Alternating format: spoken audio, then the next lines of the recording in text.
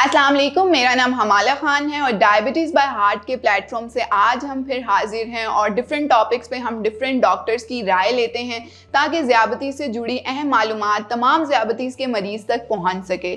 बहुत सारे डॉक्टर इमरान हसन खान के पेशेंट्स थे जो चाहते थे कि हम उनसे बात करें कि डायबिटीज़ और नेफ्रोपैथी क्या है और इसका आपस में क्या ताल्लुक़ है। इसलिए आज हम डॉक्टर इमरान हसन खान जो कि एक प्रोफेसर हैं और प्रिंसिपल हैं साहिवाल मेडिकल कॉलेज के और इसी के साथ साथ कंसल्टेंट फिजिशियन हैं और डायबिटोलॉजिस्ट हैं, उनसे बात करेंगे और जानेंगे कि आखिर नेफ्रोपैथी है क्या और क्या एक ज़ियादतीज़ का मरीज़ इसको कैसे ट्रीट कर सकता है, इसके साइंस एंड सिम्टम्स को कैसे देख सकता है। अस्सलाम वालेकुम डॉक्टर साहब, thank you so much for your time. हम लोग आपके बहुत सारे पेशेंट्स थे जो ये चाहते थे कि हम आपसे इस बारे में बात करें कि क्योंकि बहुत सारी ज़ियादतीज़ की पेचीदगियाँ होती हैं जो कि लेटर इन लाइफ ज़ियादतीज़ के पेशेंट्स जो हैं वो फील कर रहे होते हैं। तो आप हमें इसमें ये बताएं कि सबसे पहले नेफ्रोपैथी है क्या, स्पेसिफिकली एक आम ज़ियादतीज़ का मरीज़ कैसे देख सकता है नेफ्रोपैथी क्या है। आपका सवाल बहुत अच्छा है, लेकिन इसके आपके सवाल में ही इसका जवाब दिया। अच्छा, नेफ्रो किडनी के जो यानी फिल्ट्रेशन के जो इकाइयाँ हैं उन्हें कहते हैं नेफ्रॉन्स। सो नेफ्रोपैथी का मतलब यह है कि उसमें ख़राबी पैदा हो जाए। सो किडनी के अंदर जो उसकी इकाइयाँ हैं जो फिल्ट्रेशन का काम करती हैं उनमें ख़राबी पैदा होना शुरू हो जाए। ठीक है। दिस मीन्स कि इसकी एक से ज़्यादा वजूहात हो सकती हैं।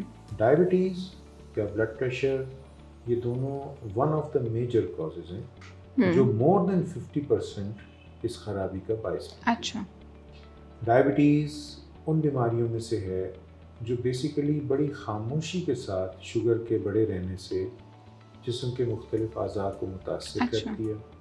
सो इसका मतलब ये हुआ कि मुझे ये बात पता भी नहीं चलेगी और ग्रेजुअली मुझे तकलीफ़ होती चली जाएगी। अच्छा, स्पेशली जो टाइप 2 डायबिटिक्स होते हैं जिनमें थोड़ी उम्र के साथ डायबिटीज़ आती है, उनमें ये होता है कि जब तक उन्हें अक्सर औक़ात 5-7 साल की डायबिटीज़ की वजह से कोई कॉम्प्लिकेशन ना हो तो उनको इस बात का पता भी नहीं चलता कि उन्हें डायबिटीज़ है। वो उमूमन किसी अलामत की वजह से फिर डॉक्टर से रब्ता करते हैं और उन्हें पता चलता है कि मुझे तो शुगर है या और उस वक्त पे कुछ नुकसान ऑलरेडी हो चुका है। इस नेफ्रोपैथी की जो तकलीफ़ है ये इसको हम खून की छोटी नालियाँ जो शुगर की वजह से मुतासर होती हैं उनकी बीमारी कहते हैं। अच्छा, और जब ये बढ़ जाए तो इसको हम फिर इसमें ले आते हैं कि इसकी वजह से एक हद तक इसका इलाज हो सकता है जो रिवर्ट हो सकता है। लेकिन उसके बाद जब वो लेवल एक दफ़ा बढ़ जाए उससे प्रोटीन का स्पेशली जो यूरिन में निकलती है, अच्छा, तो फिर इसको उमूमन प्रिवेंटिव मेडिसिन इस तरह से होती है कि मज़ीद ना बढ़ने पाए। सो लोग अक्सर परेशान ये होते हैं कि एक दफ़ा हो गई तो ख़त्म नहीं होगी, ऐसी बात नहीं है। अगर ये अर्ली डिटेक्शन हो जाए अच्छा, तो उस वक्त पे दवा देने से इसको रिवर्ट किया जा सकता है। लेकिन एक ख़ास लेवल से जब प्रोटीन यूरिया बढ़ जाए तो फिर ये कोशिश की जा सकती है कि उस हद तक बात ना जाए कि डायलिसिस या रीनल ट्रांसप्लांट की ज़रूरत पड़े। लेकिन इसके लिए फिर बहुत सारे इक़दाम उठाने की ज़रूरत होती है। अच्छा, इसमें आप क्योंकि बात करें अर्ली डिटेक्शन के बारे में, आप बात कर रहे थे कि हमें अर्ली इसको डिटेक्ट करवाना पड़ता है। एक पेशेंट है जो कि शुगर का मरीज़ तो हो चुका है, लेकिन उसमें आप क्या बताएंगे फिर अर्ली साइंस एंड सिम्टम्स उसको ऐसे क्या आ रहे होंगे जिसको आप कहेंगे कि आप अगर आपको ये साइंस एंड सिम्टम्स आ रहे हैं तो आप फ़ौरन से अपने डॉक्टर को चेक करवाएं और उनसे जाके मशवरा करें। एक तो बात ये कि वैसे उमूमी तौर पर सभी डॉक्टर बहुत अच्छे हैं। अच्छा, तो वो फौरी तौर पर इस बात को जान लेंगे कि अगर कोई डायबिटिक पेशेंट आता है तो रूटीन में उनको कौन से टेस्ट करवाने की ज़रूरत है। तो इट इंक्लूड्स कि उनकी किडनी की स्क्रीनिंग के लिए पेशाब का मुकम्मल मुआयना भी कराया जाए और उसमें स्पेशली माइक्रो एल्ब्यूमिन यूरिया यानी स्पॉट यूरिन में करवा के देखा जाए। और उसकी एक ख़ास लेवल से ऊपर अगर वो आ रहा हो तो उसको हम ओवर्ट प्रोटीन यूरिया यानी बहुत ज़्यादा प्रोटीन यूरिया कहते हैं। ये अर्ली डिटेक्शन उमूमन बगैर किसी अलामत की होती है। किडनी में जब शुरू होती है तकलीफ तो एक पहली स्टेज में अल्ट्रा फिल्ट्रेशन हो रही होती है, यानी उनको पेशाब ज़्यादा आ रहा होता है मरीजों। अच्छा, लेकिन with the passage of time जब ज़्यादा किडनी फंक्शन ख़राब हो जाता है अच्छा, तो फिर वो पेशाब कम आना शुरू होता है। ओके, Now this means कि हमें उस वक्त पे जब पेशाब ज़्यादा आ रहा है, बार बार आ रहा है, हाँ, तो उस वक्त भी मरीज़ को ये समझने की ज़रूरत है, और जाहिर है डॉक्टर तो बताते ही हैं बिल्कुल, कि आपको अपने किडनी के लिए प्रोटेक्टिव मेडिसिन भी इस वक्त पे न सिर्फ ये कि शुगर को कंट्रोल करें, ब्लड प्रेशर को कंट्रोल करें ओके, उसके साथ, हाँ, तो साथ साथ आप किडनी प्रोटेक्शन के लिए इस मेडिसिन को भी इस्तेमाल शुरू करते हैं। अच्छा, ठीक हो गया। अच्छा, इसके साथ साथ सो ये साइलेंट डिजीज होगी। अच्छा, आप इसको साइलेंट डिजीज के मतलब साइंस एंड सिम्टम्स हमें थ्रू टेस्ट ही पता चल रहे होते हैं कि ठीक हो गया। अच्छा, इसके साथ साथ क्योंकि आप ऑब्वियसली साइंस एंड सिम्टम्स को डिटेक्ट करना थोड़ा सा पेशेंट ओरिएंटेड स्टाइल पे मुश्किल हो जाता है, क्योंकि ऑब्वियस उन्हें डॉक्टर ही बता रहे होते हैं, तो आप उन्हें क्या लाइफस्टाइल फैक्टर्स बताना चाहते हैं कि वो अपनी आम जिंदगी में ऐसा क्या करें कि आने वाली कॉम्प्लिकेशन से बच सकें?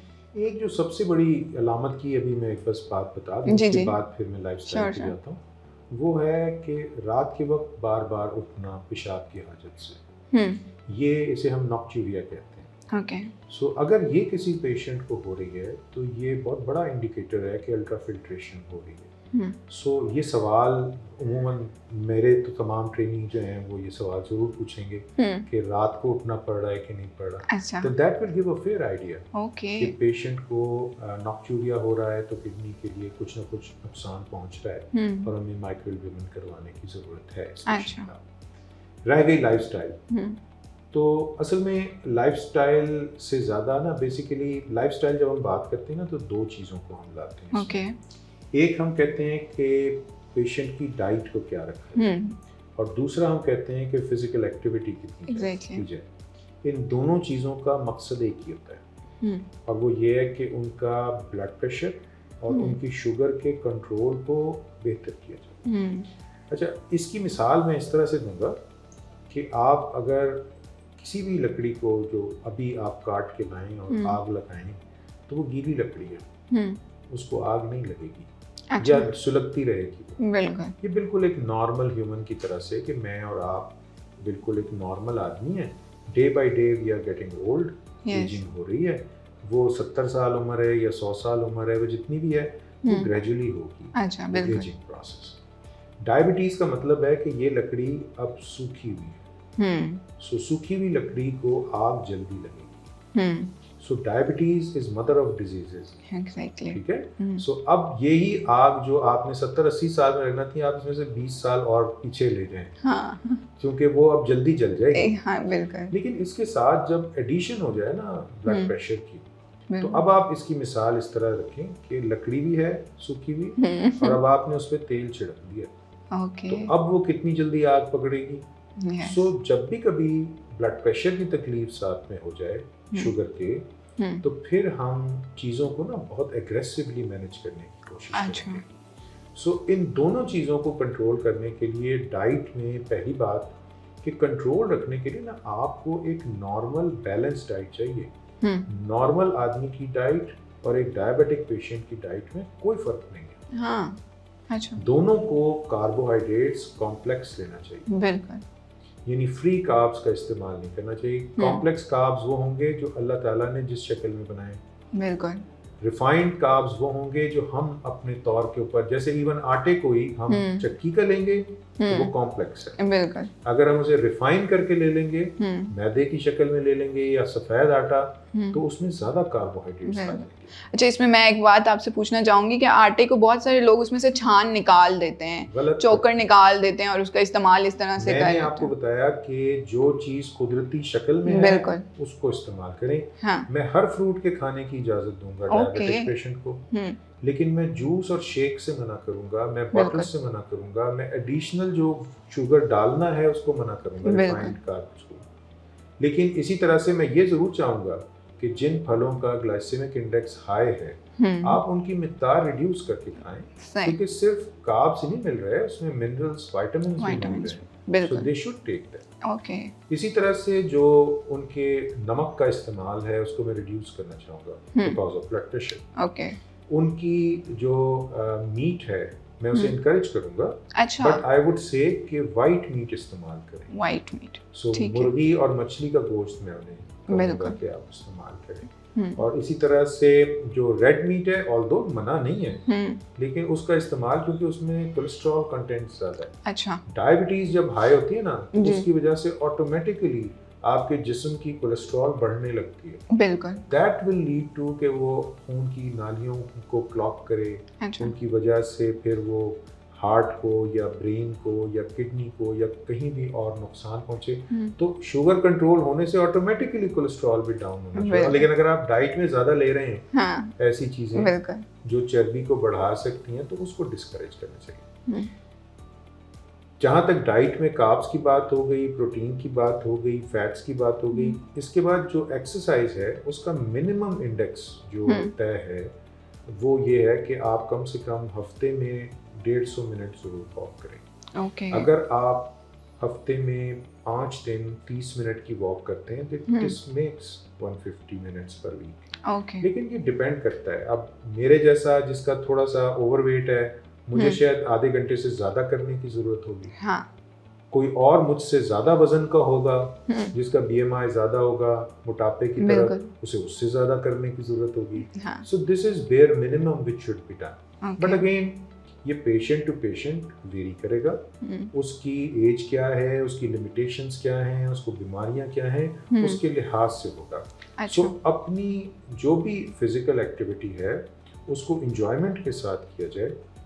अगर आपको वॉक करने में कोई मसला हो रहा है तो कोई गेम खेल लें, स्विमिंग कर लें, आप कोई ऐसे कोई रैकेट गेम खेल लें, ताकि मकसद ये है कि फिजिकल एक्टिविटी हो, आपकी कैलोरीज बर्न हो, ताकि आपका वजन अपने कद के हिसाब से जो पैमाना BMI का है उसके मुताबिक रहे। सो लाइफस्टाइल मीन्स कि डाइट ठीक रखें, बैलेंस रखें, बिल्कुल, और exercise at least 150 minutes 5 days a week, 150 minutes per week, which means 30 minutes 5 days a week. Okay, sure. अच्छा, इसमें बहुत सारी ऐसी वुमेन्स होती हैं जो घर का काम, घरेलू काम कर रही होती हैं, वो तो क्या आप समझते हैं कि वो वॉक में इंक्लूड हो रहा होता है या वो कुछ डिफरेंट है? बहुत अच्छा सवाल है। जो रूटीन में हो रहा होता है ना काम, it never comes in exercise. Okay. यानी अगर मैं बिलफर्ज जिस हॉस्पिटल में काम करता हूँ उसकी जिस फ्लोर पे मेरा वार्ड है उसमें और मेरे दफ्तर में 5 मंजिलों का फर्क है।